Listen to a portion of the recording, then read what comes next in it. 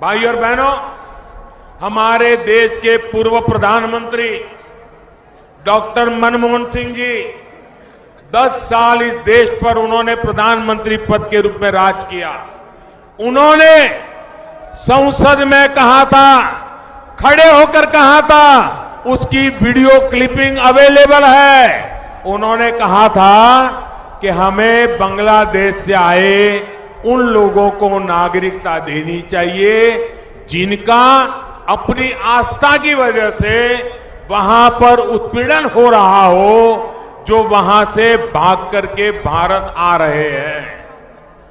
बताइए भाई, ये मनमोहन सिंह जी ने कहा अगर वो मोदी करता है तो मोदी गुनहगार बन जाता है क्या? मोदी किसी का दुश्मन बन जाता है क्या? मोदी किसी का बुरा करने के लिए सोचता है क्या? इतना ही नहीं, एक दौर था जब असम के पूर्व मुख्यमंत्री कांग्रेस के दिग्गज नेता तरुण गोगोई 15 साल मुख्यमंत्री रहे।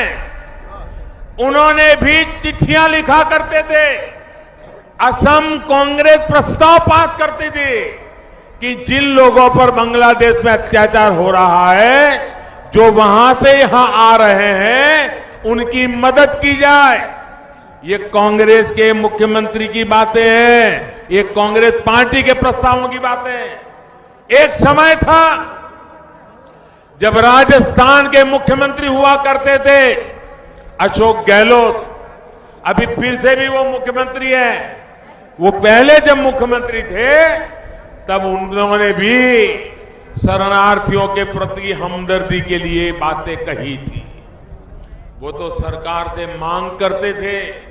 ये मैं गहलोत, जो कांग्रेस के यहां पर बड़े प्रिय नेता हैं, यहां एक परिवार के, और पहले भी मुख्यमंत्री रहे हैं, और पहले जब मुख्यमंत्री थे तब वो मांग करते थे कि जो हिंदू या सिख पाकिस्तान से भागकर यहां आए हैं उनकी स्थिति सुधारी जाए। लेकिन ये रातों रात बदल गए। वोट बैंक का खतरा लगने लगा। वो सारी हमदर्दी, मैं हैरान हूं, आज उनके पेट का दर्द बन गई है। जो कल तक हमदर्दी थी वो खुद के लिए दर्द क्यों बन गई? साथियों, आज दीदी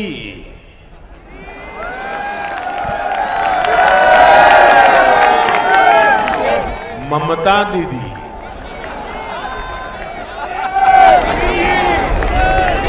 अब देखो भाई खेल, ममता दीदी सीधी सीधी दीदी सीधी कोलकाता से यूएनओ पहुंच गई, संयुक्त राष्ट्र संघ पहुंच गई। लेकिन कुछ साल पहले तक यही ममता दीदी संसद में खड़े होकर गुहार लगा रही थी कि बांग्लादेश से आने वाले घुसपैठियों को रोका जाए, वहां से आए पीड़ित शरणार्थियों की मदद की जाए। संसद के अंदर स्पीकर के सामने कागज फेंकती थी बांग्लादेशियों के खिलाफ। दीदी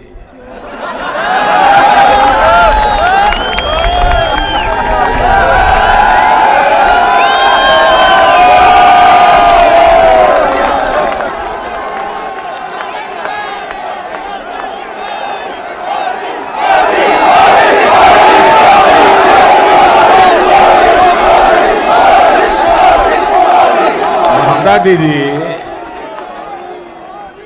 दीदी अब आपको क्या हो गया? आप क्यों बदल गई? आप क्यों अफवाह फैला रही हो? अरे चुनाव आते हैं जाते हैं, सत्ता मिलती है चली जाती है, इतनी डरी क्यों हो रे? बंगाल की जनता पे भरोसा करो। बंगाल की जनता से आपका विश्वास क्यों उठ गया है? बंगाल के नागरिकों को आपने दुश्मन क्यों मान लिया है? आपको याद होगा कुछ साल पहले कोलकाता के बाहर रेगुलर आर्मी का काम होता है देश के अलग अलग भागों में, उनकी एक ड्रिल होती है। वो ट्रैफिक की क्या स्थिति है, कभी परिस्थिति पैदा हुई और आर्मी को मूव करना पड़े तो रोड ट्रैफिक, ये सारा वो रेगुलर उनका ड्रिल होता है। वो एक बार बंगाल में कर रहे थे, दीदी ने तूफान खड़ा कर दिया कि मोदी की सेना बंगाल पे आ गई है। क्या हो गया है रे भाइयों बहनों? आज वो नागरिकता कानून पे सवाल उठा रही है। खैर, आपकी दिक्कत समझ में आती है, यहां बैठे हुए लोग भी समझते हैं। आप किसका विरोध और किसका समर्थन कर रही हो, ये पूरा हिंदुस्तान भली भांति देख रहा है। फिर क्यों कुछ लोग झूठ पर झूठ बोले जा रहे हैं, देश को गुमराह कर रहे हैं। और आज जो ये लोग कागज कागज सर्टिफिकेट इसके नाम पर मुस्लिमों को भ्रमित कर रहे हैं, उन्हें ये याद रखना चाहिए कि हमने गरीबों की भलाई के लिए इन योजनाओं के लाभार्थी चुनते समय कागजों की बंदी से नहीं लगाई। वरना पहले तो ये होता था कि सरकार की योजना शुरू होने पर लाभार्थियों को तमाम तरह की तिकड़े में लगानी पड़ती थी, यहां वहां चक्कर काटने पड़ते थे। हमने ये सब बंद करा दिया। हमने तय किया हर योजना का लाभ हर गरीब को मिलेगा। जाति धर्म कुछ नहीं देखा जाएगा। उज्ज्वला के लिए, आवास योजना के लिए, मुफ्त बिजली कनेक्शन के लिए सरकार स्वयं सामने से लोगों के झोपड़ी तक पहुंचने का पूरा प्रयास किया गया। न हमने कभी किसी का धर्म पूछा, न जानने की कोशिश की, न हमने कभी यह पूछा कि हम मंदिर जाते हैं कि मस्जिद जाते हैं कि गुरुद्वारा जाते हैं कि चर्च जाते हैं, हमने कभी नहीं पूछा। फिर क्यों इस तरह का झूठा आरोप हम पर लगाया जा रहा है? साथियों, दुनिया की सबसे बड़ी हेल्थ एश्योरेंस स्कीम आज भारत में चल रही है। इस योजना ने देश के 50 करोड़ से ज्यादा गरीबों को 5 लाख रुपए तक के मुफ्त इलाज की सुविधा सुनिश्चित की है। राजनीतिक स्वार्थ के कारण यहां की सरकार ने आयुष्मान भारत योजना दिल्ली में लागू नहीं की,